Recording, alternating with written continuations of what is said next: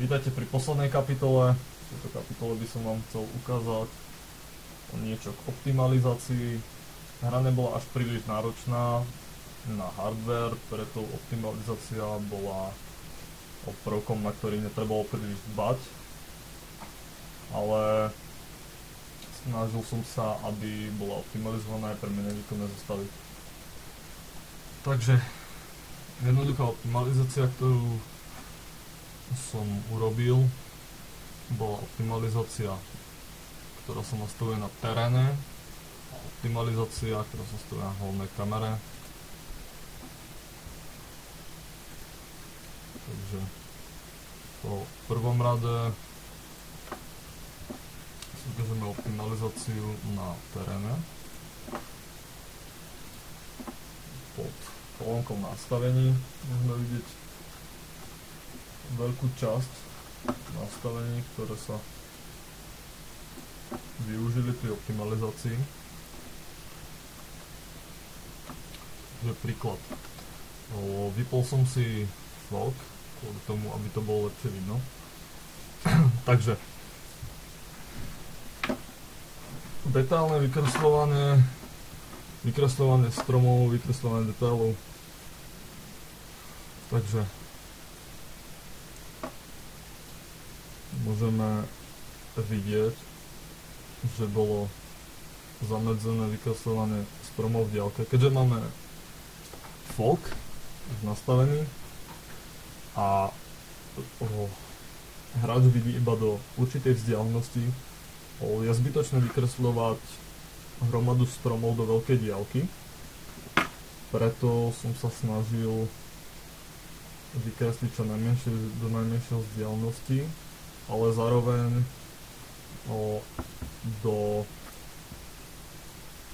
takej podoby, aby človek mal dojem, že sa všetko, čo je pred ním vykreslené, už vykreslilo.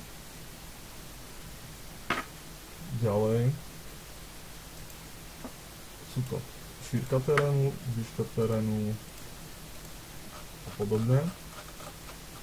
Terén som sa snažil čo najviac zmenšiť, pretože čím menší terén, tak samozrejme tým menšia kapacita, tým menšie vykresľovanie a podobné veci.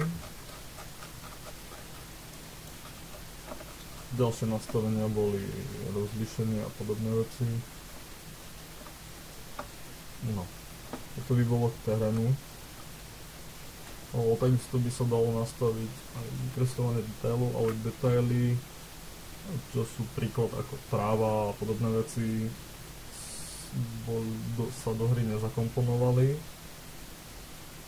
Hlavne kvôli tomu, že robili dosť veľké problémy a hlavne s tieňovaním a museli sa prispôsobiť modelom, čo bol dosť problém. No, v ďalšom rade teda nastavené v hlavnej kamere, kde sa teda hlavne nastavovalo to, a to je field of view, čo je rozsah, v ktorom vidíme. Ten bol optimalizovaný na takú ani nie veľkú, ani nie príliš malú veľkosť. Snažil som sa ho dať tak, aby vyhovoval každému hráčovi. A v druhom rade nastavovalo sa tu vykresľovanie ďalších vecí. A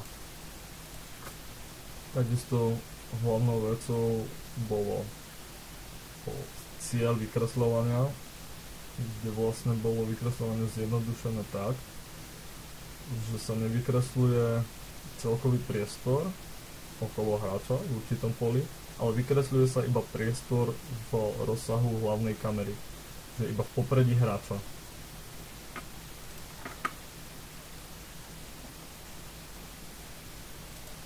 No a poslednou optimalizáciou bolo vypnutie HDR. to by bolo k optimalizácii. Spočiatku boli problémy hlavne s fogom, ktorý robil príliš náročné hardwareové požiadavky, ale to bolo z dôvodu, pretože bol nastavený lineárny fog. Nepodarilo sa mi prísť na príčinu, ale s exponenciálnym to funguje kvalitne, rozlíšený s dobrými detailami. Takže toto by bola posledná kapitola k optimalizácii. Ďakujem vám za to, že ste zhliadli moju videodokumentáciu.